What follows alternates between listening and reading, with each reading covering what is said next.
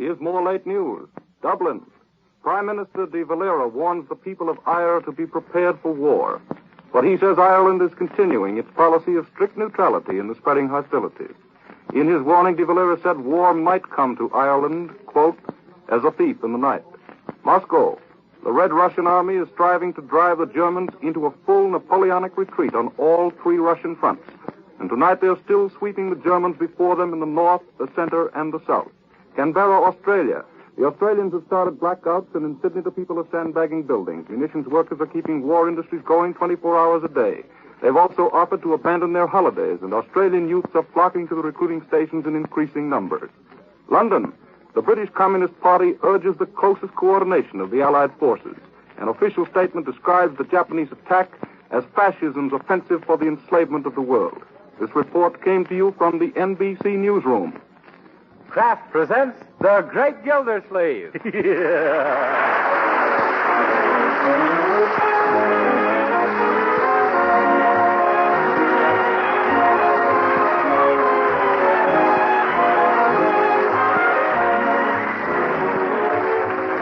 week at this time from Hollywood, California, Kraft presents Harold Peary as The Great Gildersleeve, written by Leonard L. Levinson.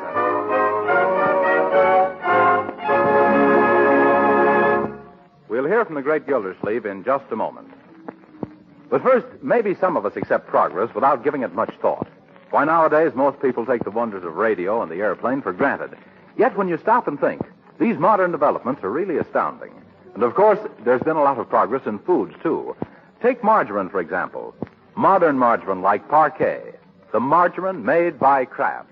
Why, people who haven't tasted margarine for a long time are amazed when they discover how deliciously good Parquet tastes.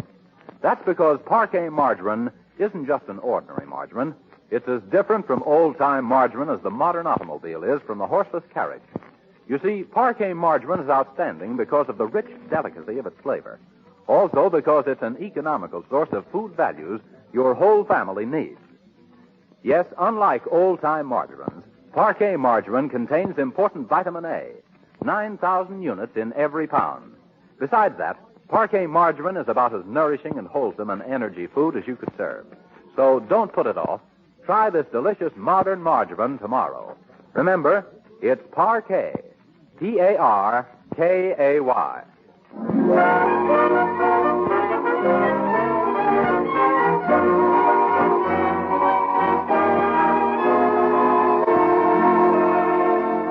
And now let's visit our friend, the Great Gildersleeve.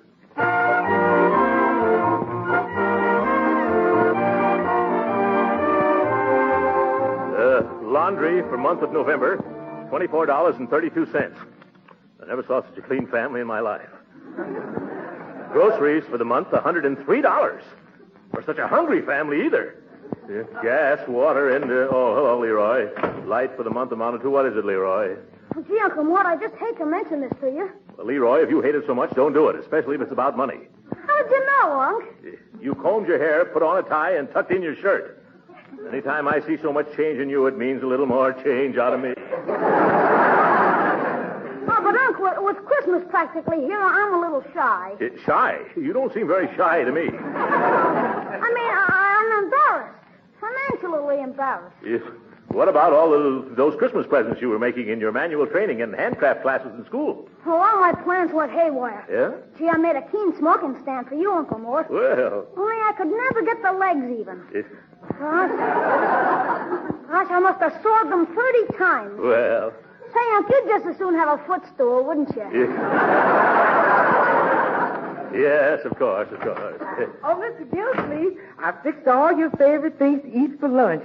Is there anything special you might be wishing for in addition? Yes, Bertie. Quit stuffing me just so you can hit me for another advance on your salary. Why, Mr. Gildersleeve, you positively can read my mind even before I mix it up. Yeah. Bertie, I can't let you have any more advances. Your salary is so overdrawn right now that it needs a blood transfusion. But I don't need my January salary. I just want to nibble into February. Bertie, you've eaten halfway through March already. That's bad. But I made some powerful miscalculations in my Christmas figures. I added up 2 zeros, and all the time there should have been an 8. Well, I'm having enough trouble with my own bookkeeping. By George, I wish I had the bookkeeper here that I had at my girdle works. He was a wizard with figures. Hello, everybody. Oh, hello, Marjorie. Oh, say, Uncle Mort, speaking of figures, my checking account is all in a mess. I'm going to need $50 more for my Christmas shopping. No, see here, all of you. There won't be any more money available in this household till the first of the month. Why? Well, what happened? Well, last Monday I rushed down to the bank and put all our money into defense bonds and stamps. Oh, I'm glad you did. Yes, I'm afraid I overdid a little bit, though. I gave them all our ready cash. Well, Uncle Mort, what have you been using for spending money since? Well, Marjorie, do you remember my collection of rare buffalo nickels? Yes. Well, they've gone the way of the buffalo. But I don't mind, though. I want to do everything I can to help. Oh, me too. Yeah. I'm all riled up myself. I want to join the Japanese army. You what? Why, Bertie, what do you mean? Well, I'd like to cook for them people for just one day, that's all.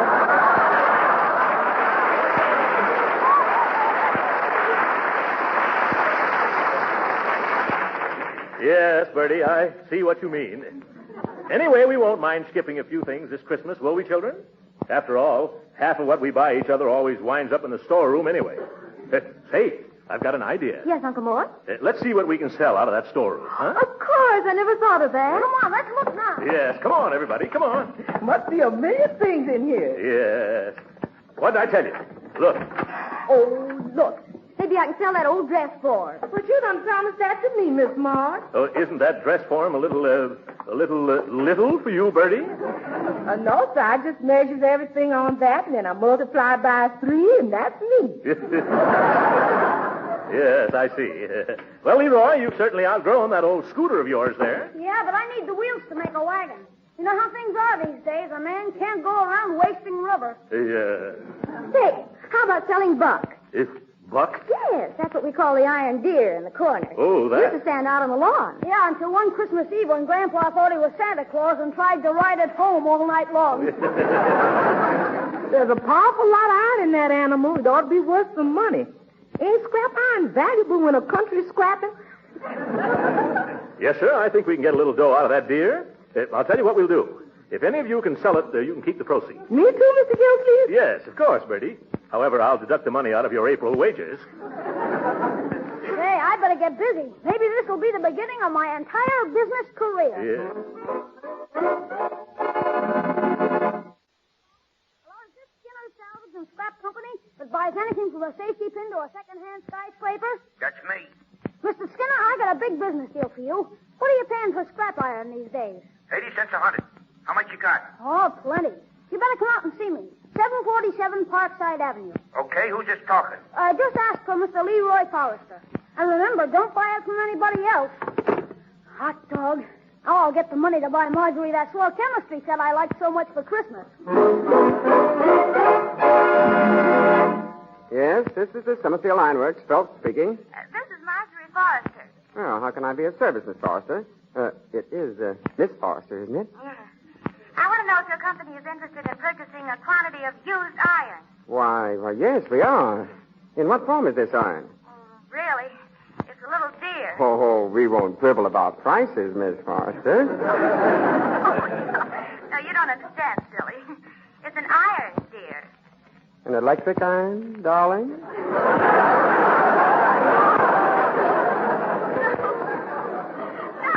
No. An iron deer.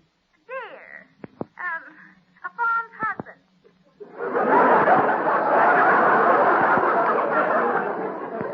You better let the buyer come out and see for himself. A buyer? Why, I'd like to see what the little deer looks like myself. And I'd like to come face to face with that lovely voice of yours. Really, Mr. Phelps? You're a fast worker. And now, oh, dear, no, I've got to go to the hair appointment now. Oh, what am I saying? Come out about 12:30, Mr. Phelps. Goodbye. Hello? Is this Josephus Bush, the presiding potentate of the excruciating orders of the sons of Pharaoh? You's otherwise known as Joe the Junkman. Well, this is Bertie Lee Coggins of the Sister Lodge, the mysterious and bewildering order of the daughters of Cleopatra. Greetings from the grand exhausted ruler of the pyramids. Yeah, brother, that's me. Potentate, you know whereabouts I work on Parkside Avenue? Well, hitch your horse to the wagon and trot right up here. I'll sell you a piece of junk that's really a piece of high-class junk. What is it? Well, I don't know for sure, but it's something in the shape of a mule, only it's got his head stuck in a hat rack.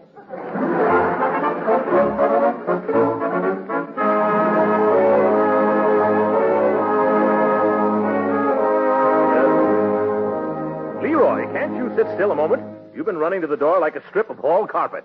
Well, it's on account I'm waiting for Mr. Skinner. Skinner, what does he do? He buys anything from a safety pin to a second-hand skyscraper. I'm going to sell him buck. Well, how much is he going to pay you? 80 cents a 100 pounds, and that deer must weigh a couple of 1,000 pounds at least. Oh, no, Leroy. You'll be lucky if it weighs 200 pounds. Oh, but it looks heavier than you, Uncle Mort, and you must weigh over... Never mind what I weigh over, Leroy. Don't forget that deer's hollow, and I'm not.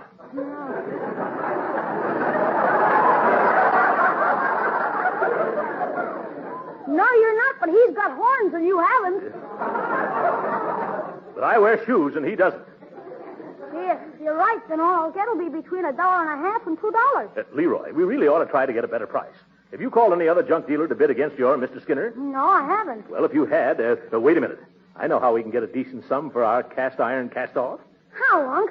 Competition is the spice of the pudding, my boy. And if Mr. Skinner had a little competition... I know. You're going to pretend you're another junk man, aren't you, Uncle Mort? Oh, you went and guessed it.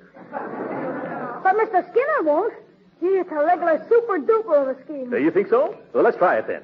You just introduce me by some other name, some pseudonym, and I'll keep boosting the price up for you. It'll look fishy unless you put on a hat and coat. You better get old ones. Oh, yes, yes. Oh, darn, I bet that's him now. Skinner? Well, I find an old overcoat and hat. Tell me quickly, Roy. Right there in the storeroom. Oh, yes. Sure. Yeah, I better get him something before Leroy comes back with that real junk man. Here's something I've always wanted to wear. Now, let me get this all clear, kid. Are you sure that you're Mr. Leroy Forrester? Of course, Mr. Skinner. Well, then who's this fat gent here with the derby hat and the old army overcoat? Oh, boy. What's so funny, young man? Nothing at all. Mr. Skinner, this is another junk dealer, Mr. Pseudonym. Yeah. Pleased to meet you, sir. Hey, what kind of a junk man are you, giving out with a pleased to meet you, sir? And say, I never heard of no local dealer with a name like Sudenheim. Are you a member of the JMCA? No, however, I am a member of the YMCA. I mean the Junk and Metal Collectors Association. Oh. Are you sure you're a legitimate junk man? You sure don't talk like one. Oh, well, that's because I come from Boston. We talks this way up that way. Okay? Okay. Yeah. Only one thing. Kind of watch your step around this town. Get it? Yeah, got it. Say, how much will you give me for this swell iron deer, huh? Well, where's the rest of the scrap you want to sell? That's all there is, isn't it enough? For Pete's sake. You mean you dragged me all the way here for one rusty mildewed chunk of metal venison? You mean you don't want it, eh? Well, we'd like to have this little number up in Boston. Yes. Buddy, I'll give you $2 for it. Hey, if you give that much, you're way off your bean, Mr. Pseudohammer. What? It ain't worth it at all. I'll give you 2 1/4. Why, you little overbearing overbidder. You can't do that to Throckmorton P, pseudonym. I'll wipe that nasty little grin off your face, and just about I bid $3. Well, I'll show you the two can play at that game. I bid $3.05. 5 cents. You cheapskate, I'll make it $4. Oh, you do? Well, you can have it, Bumper Belt. I'm through. Hey, wait a minute. Don't go. No, don't go. Aren't you going to make another bid? I should say not. I wouldn't give a cent more than $3.75. I'll give $3.80. Gee, don't, Uncle. Oh, my goodness. Oh, Uncle, huh? Aha! I see it all now. You ain't no junk man. Yeah? I can tell from that derby hat you're wearing. You're nothing but a pawnbroker. What?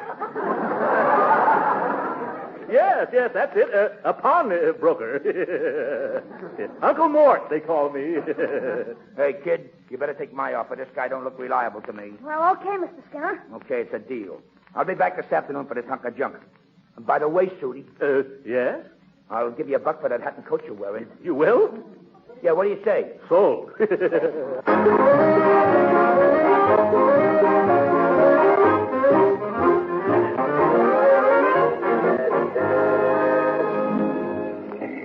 right, Leroy. You go ahead and shop as far as your $3.75 will take you. I'm going into this bank. Okay, Uncle Mort. And remember, Leroy, go straight home as soon as you're finished.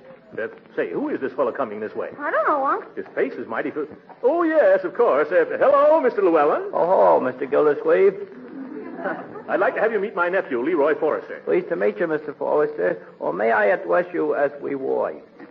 Mr. Llewellyn was formerly your cousin Octavia's secretary, Leroy. Glad to have made your acquaintance. I gotta go now. So long, Uncle Mort. Goodbye. Say, Llewellyn, how does it happen that you're still in Summerfield? Well, I was in such a rush to resign from your cousin's employ, I neglected to collect my last week's salary. Oh, I see. Did that leave you in an awkward financial position? It left me stranded high and dry. Yes.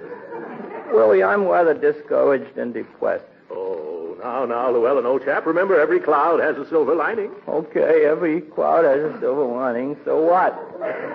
Can I take a silver lining to my landlady and say, here, Mrs. Rafferty, this is to pay the rent? Or can I slice it like bologna and have it for lunch?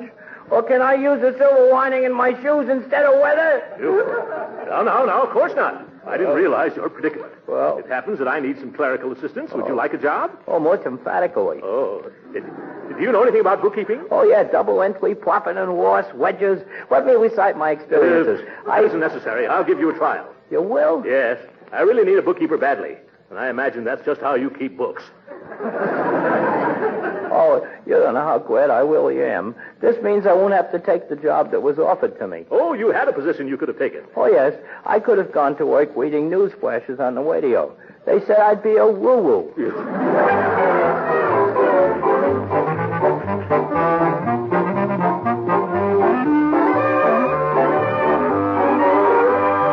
Bertie! Oh, Bertie! Yeah, it's you, Leroy. What's all the fuss for? Somebody swiped Buck, the iron deer. The man I sold it to was here just now, and we couldn't find it anyplace. Of course not. The man I sold it to just hauled it away. You sold it too? Jeepers, now we're in a mess. Mr. Skinner is coming back in 3 hours. Well, just give him a refund on his money. I can't. I spent it. Besides, he told me to have the deer here or he'd go to the police station. What for? There ain't got no deers there. Only bulls. Well, Skinner's going to have me arrested for selling what I haven't got if I can't deliver what he thought he was staying for when he bought what you just sold. Well, say that over again and take out the lump. He's going to get me arrested for selling him a disappearing iron deer. Oh, hello, Uncle Mort. Hello, Mr. Llewellyn. Hello. Gee, Uncle Mort, we're in a jam. A jam? What's wrong? You remember Mr. Skinner who bought the deer for $3.75? Yes? Well, he didn't. How could he didn't? Well, when he came to pick it up, Bertie had already sold it to somebody else. And now Skinner says he's going to have me arrested if he doesn't get the deer back. Oh, my. And I had a lot of matters to straighten out with Mr. Llewellyn here this afternoon. Well, what's doing waiter? Huh? What's wrong with your ears, Bertie? Mr. Llewellyn said let's do them later. Uh-huh. There's only one thing to do, and that's to get the deer back. Who'd you sell it to, Bertie? Josephus Bush. Oh, yes, Joe Bush. I've heard that name before. Where is his place of business? Any alley. No, where does he transact his affairs from? Oh, from a horse and wagon. No, Bertie. What Mr. Gildersleeve is driving at is, where does he live? Where does he sleep? Where does he get his telephone calls? At the corner of 33rd and the railroad track. What'd you say? Well, let's go to the railroad track. Yes, we've got to get that deer back before that Skinner returns. Oh, that reminds me, Mr. Gildersleeve. Isn't it a little bit late in the season to be hunting deer?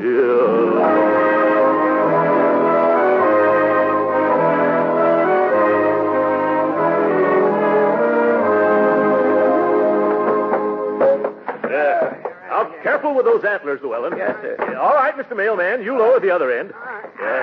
You boys in the middle, steady now. Yes, steady.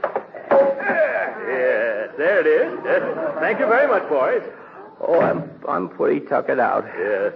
Trouble is you don't keep yourself in condition, Llewellyn.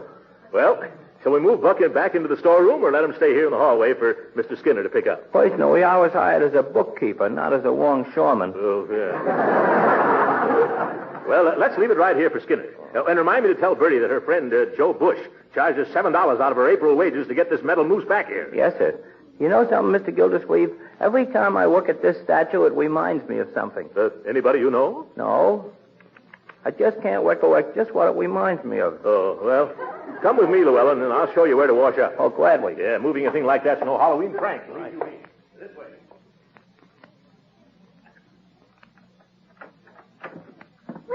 thank you for a very lovely lunch, Mr. Phelps. Oh, don't thank me, Miss Marjorie. Thanks to Summerfield Ironworks. After all, they're the ones who are going to pay for it. They will? Sure. It's a necessary expense. You know, like entertaining an out-of-town buyer. Only in this case, it's an in-town seller. Boy, what a line. You could use it as a leash for an elephant.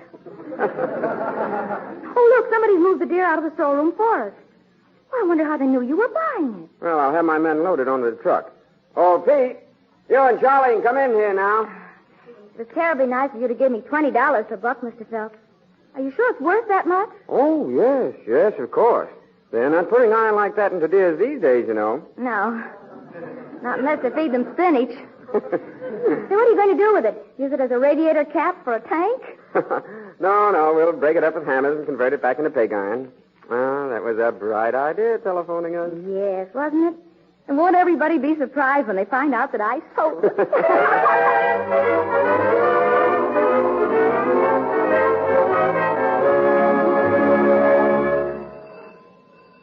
Well, here comes Mr. Skinner back again, Uncle Mort. I'll get it. Yes, all right.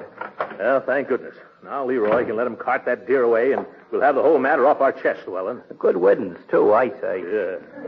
Certainly wasn't worth all the trouble it took. Leroy got $3.75, and it cost me $7 to get it back after Bertie sold it. Hey, Uncle Mort, it's Mr. Skinner, all right. Yeah? Where'd you put the deer? It isn't in the storeroom. Of course not. We left it in the hall. Can't you use your eyes? Well, it isn't there now. Well, it couldn't walk away. Did you move it, Llewellyn? Me? After the struggle and trouble I had getting it through the front door? Oh, sir, my mother never raised any foolish children. Yeah, we'll go in there. I can't find it, Uncle Mort. I've had enough of this horsing around. Who's the head of this wacky household? I am, sir. What's the meaning of this intrusion? Oh, it's you. Oh, forgot. Say, how many different people are you?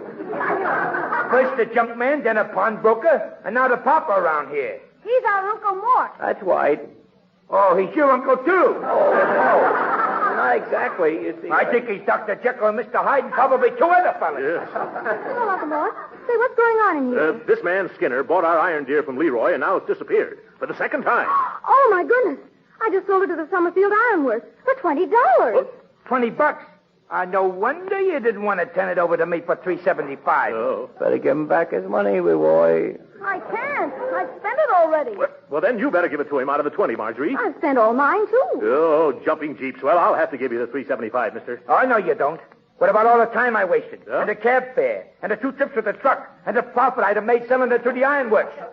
You got to give me at least $10 for all my trouble. $10 for $1? Why, you can go down to the river and take a good... You can take a good jump in the lake for yourself. Yeah, well, I'll sue. Excuse me, Mr. Gildersleeve. Can I speak to you privately? Is it important? Vitally. Come on over here. What is it, Llewellyn? You remember that there was something about that deer that reminded me of something, only I couldn't recall what? Yes. What is it? Well, I just recollected. Iron deers like that are scarce. They're rare antiques. They are? They are? Yeah, I read somewhere that they're a vanishing form of Americana. They're worth anywhere from $150 up to collectors and at museums. Not so loud. That mule Skinner will hear you.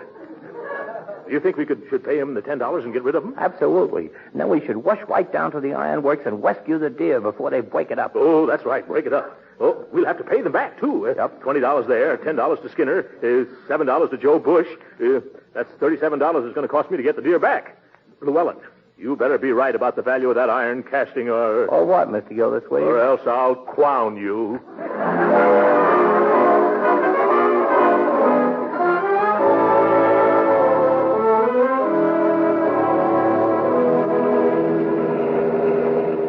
Llewellyn, are you holding that statue carefully in the rumble seat? I'm treating it as if it were very fragile. Well, all we have to do is drive across town now and see what the antique dealers will offer. Oh, wasn't it marvelous that we caught Harry? Yeah. I mean, Mr. Phelps. Oh. So he ordered them to break up Buck? Yes. Well, I was going to tell you about that, Marjorie. I found out that young Phelps was going to save that thing as a souvenir. He was? Yes. But it wasn't his to keep. It belonged to the company. Oh, yes? Fat chance any company would pay $20 for $2 worth of scrap metal. That young man bought it for himself. He did? Well, I wonder why. Yeah. If you don't know why, nobody else does.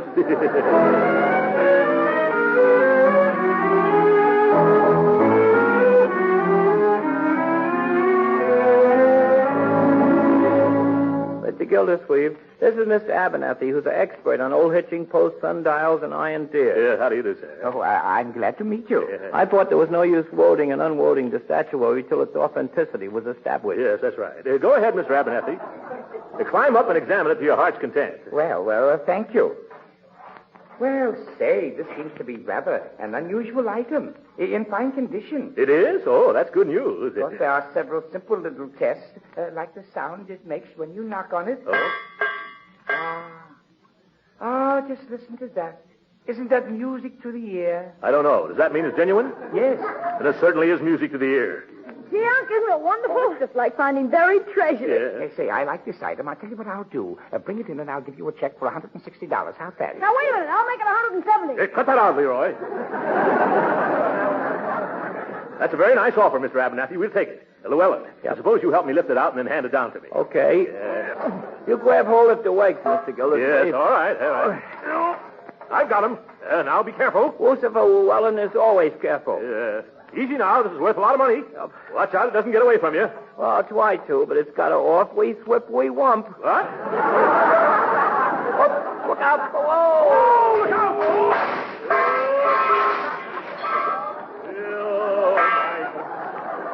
It's in 100 pieces. Well, that's the last time we'll ever try to pass that buck.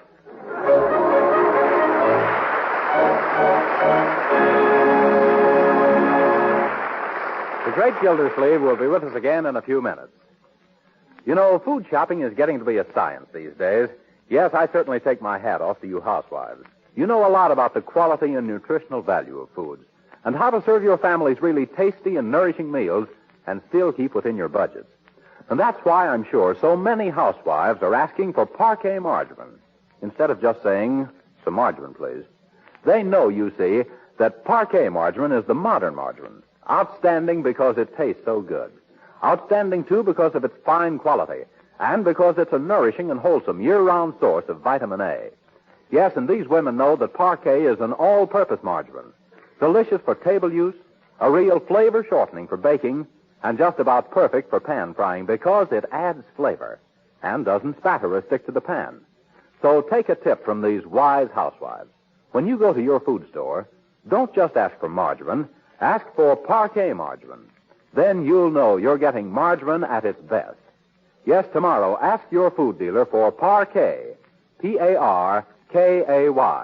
It's the delicious modern margarine made by Kraft.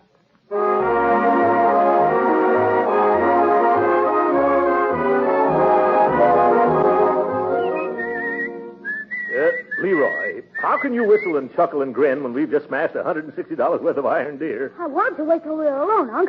When old Buck busted up, something that was hidden inside of him came rolling out. It did? What was it? I picked it up so nobody would see. It's a great big wad of money. Oh, my goodness. Maybe that crash was for the best.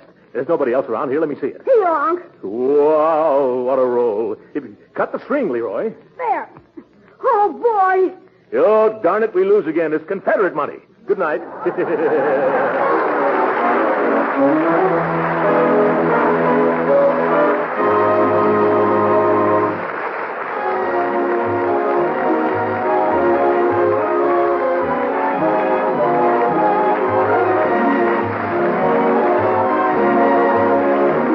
Original music heard on this program was composed and conducted by William Randolph. This is Jim Bannon speaking for the Kraft Cheese Company and inviting you to be with us again next week at this same time for the further adventures of the Great Gildersleeve. This is the National Broadcasting Company.